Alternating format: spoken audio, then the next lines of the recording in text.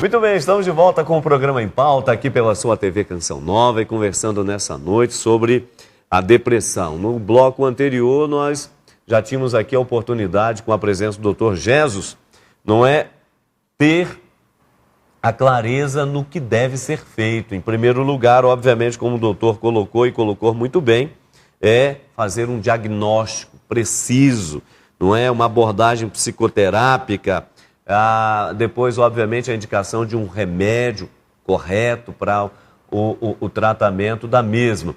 Antes, porém, de perguntarmos ao doutor uma questão ainda muito pertinente, que é a qual especialista devemos ir, não é? Parece simples a pergunta, mas muita gente, numa hora como esta, fica perdido. Mas eu vou a quem? Eu vou ao psicólogo, ao psicanalista, eu vou aonde? Doutor, o clínico geral? Antes do doutor responder para a gente e depois também trazer algumas coisas, assim, alguns casos concretos, porque nos ajuda também a tocar a coisa mais de perto, nós vamos às ruas mais uma vez e perguntamos às pessoas, né, para ver o que o senso comum diz numa hora como esta, né? O que a pessoa deve fazer para sair da depressão? Vamos ver o que as pessoas responderam. Fazer mais amizade, sair à noite, viajar, curtir a família. Fé em Deus. Procurar imediatamente um especialista na área de psicologia. Aí eles podem dar uma orientação melhor para a pessoa. E depois, antes disso, pedir a Deus uma sabedoria, né? Acho que o trabalho é a melhor coisa que tem para depressão. A melhor cura que tem. A dica que eu dou é buscar Deus, né? A Bíblia fala que Jesus é o caminho, a verdade e a vida. E Ele resolve sim os nossos problemas. E depressão não, é alegria, porque Jesus é alegria, não tem disso não. Viajar, ir para a loja, comprar, fazer compras é muito bom. Dinheiro tira todo mundo da depressão. Só passear, aí dá. Bom, ela sempre tem que procurar o bem-estar, procurar conversar com outras pessoas, né? Não ficar dentro de casa, ter convívio com as pessoas no trabalho, procurar atividades, lazer, não ficar presa aos antidepressivos. Procurar Jesus, viver sempre na presença de Deus, porque depressão para mim é doença da alma, e a alma só se cura com a presença de Deus.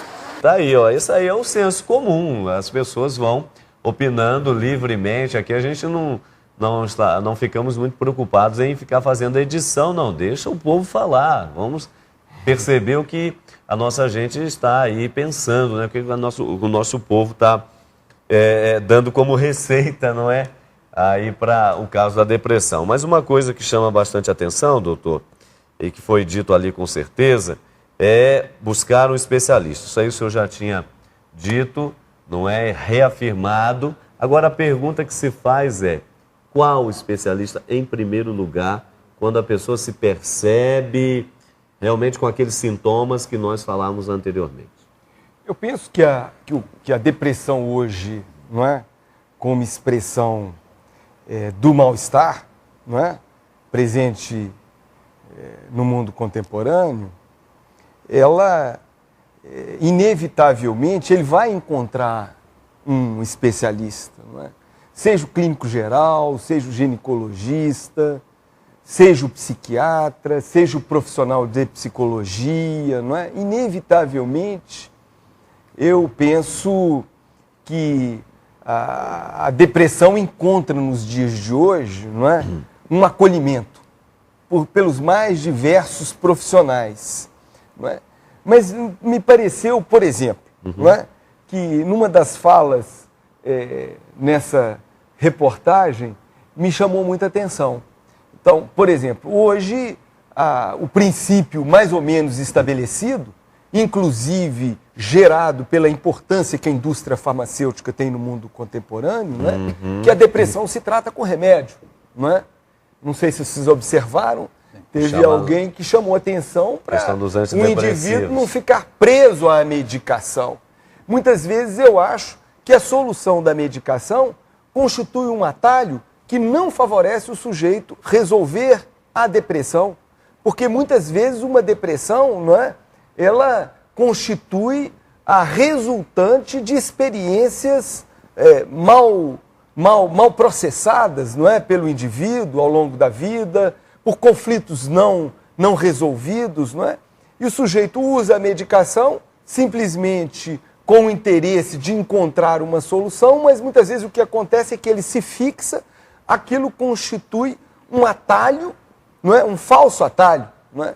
Então eu penso que, antes de tudo, as experiências que permitem o sujeito aprender com sua própria existência podem ser fundamentais. Eu não acho que apenas uma psicoterapia seria esse fator. Eu acho que podem acontecer situações na vida, não é? Por exemplo, eu acho que pode existir um bom ambiente familiar, em que as questões subjetivas podem ser tratadas e aquilo representar um fator de melhora. Não é? Mas eu penso que a depressão, considerando que ela não é simplesmente um fator de diminuição da vontade, da energia, do prazer, mas ela tem, antes de tudo, o deprimido é alguém que pensa, mas é um pensamento muitas vezes desesperançoso, não é? O filósofo Baruch Spinoza, não é? Tem uma referência para definir a depressão, ele que propõe em sua filosofia, não é? Que a vida, não é compatível com a alegria, não é? Ele vai dizer que na depressão há uma modalidade do pensamento que é o que ele chama de covardia moral. Não é? O deprimido se apresenta numa situação de inibição, de impedimento, de impotência diante da vida. Não é? Eu penso que todos os recursos que permitem romper com essas situações, com esses obstáculos, com esses impedimentos, são um fator de melhora. E eu acho que, no meu caso, uma abordagem psicoterápica visa atacar, não é, esses obstáculos. Mas eu penso que existem outras expressões da vida, não é? Eu disse, por exemplo, um bom ambiente familiar. Sem dúvida. É um fator de desobstrução, não é? Daquilo que muitas vezes é fonte de um quadro depressivo. Tá certo. Frei Moser, eu ainda vou voltar aqui uma questão, doutor, mas no tocante à chamada pastoral psicológica, não é? Ou psicologia pastoral. Eu acho que foi muito bem colocado a complexidade desse fenômeno e, ao mesmo tempo, a complexidade para encontrar uma saída. Ou seja, há múltiplos fatores que têm que ser acionados para superar essa depressão. Agora, a psicologia pastoral, o que caracteriza? Em primeiro lugar, uma perspectiva de fé, em que você, quem vai receber esse deprimido, vai olhá-lo não como um pobre coitadinho, mas como um filho amado por Deus Pai. E vai transmitir a essa pessoa essa sua percepção. Não, você não é um coitadinho. Você está sofrendo, não há dúvida nenhuma, Cristo também sofreu. Não é um consolo assim muito barato, não. Mas é no sentido de dizer, a vida comporta fases difíceis, você está passando uma fase difícil. Ou seja, mostrar-se compreensivo.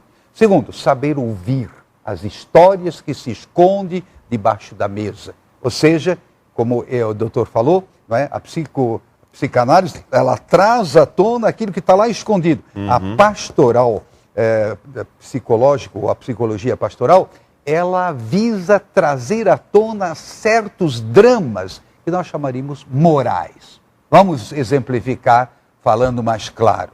O pecado pode ser uma causa de depressão, ou pode deslanchar a depressão. Vamos dizer, uma pessoa que vive numa incoerência, pecado é incoerência profunda. Não é? Vamos supor, alguém aí se apropria dos bens dos outros indevidamente, não é? Ou alguém prepotente, humilha, derrota as pessoas, arrasa com as pessoas, enfim.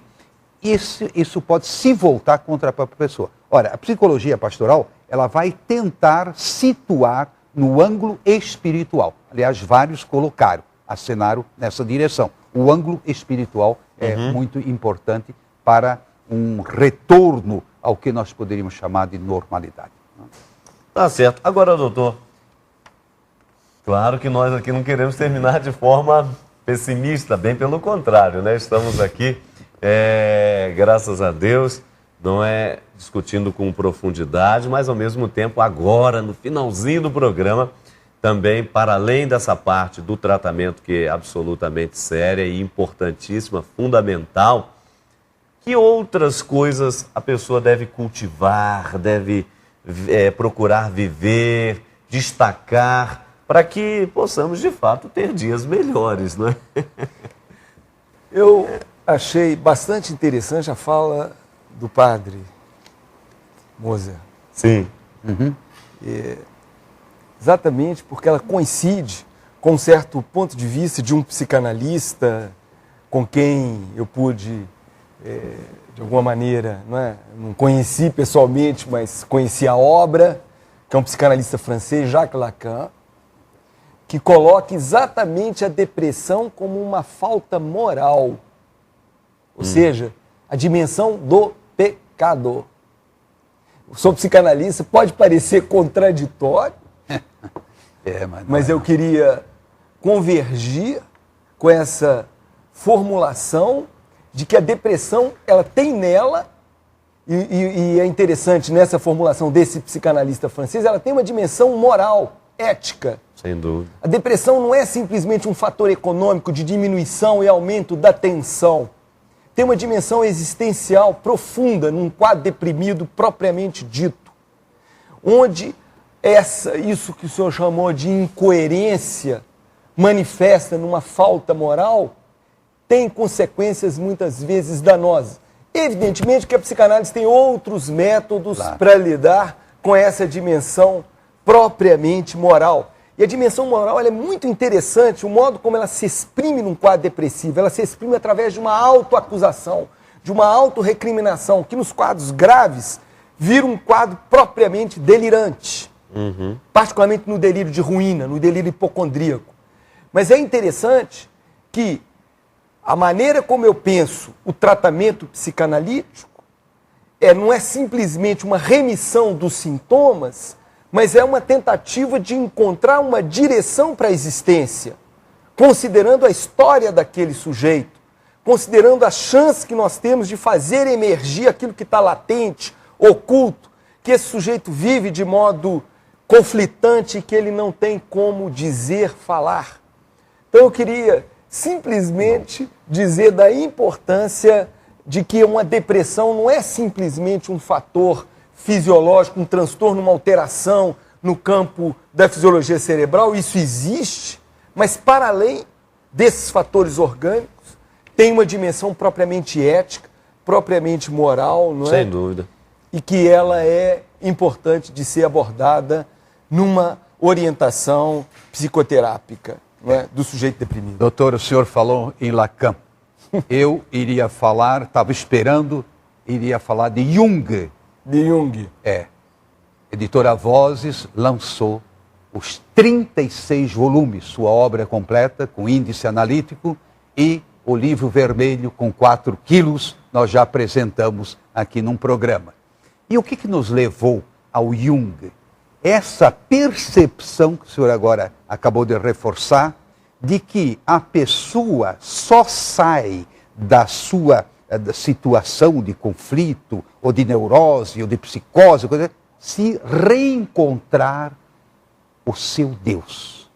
Ou seja, se encontrar tão profundamente que vai se deparar com o aspecto religioso. E ele diz que nunca conseguiu resgatar alguém de uma, digamos, psicopatologia, sem que essa pessoa tivesse redescoberto a sua dimensão religiosa. Ele não fala se é católico ou evangélico, não. Tanto faz, a sua dimensão religiosa é fundamental para que a pessoa se restabeleça. Puxa, eu fico tão feliz essa noite, nós ganhamos a noite, né? Tendo essa palavra de um psiquiatra, pois que beleza, que beleza. Quem sabe nós não vamos fazer um programa onde a gente possa debater as ideias do Jung, as ideias do Lacan, não, onde é que elas convergem, onde, sobretudo, elas divergem. Sem dúvida.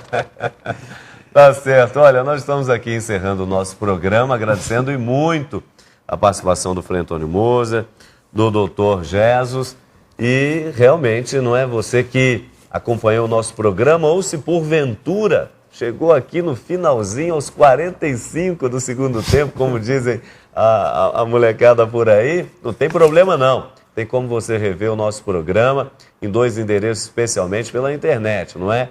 Claro, a nossa reprise sempre às segundas-feiras, na madrugada.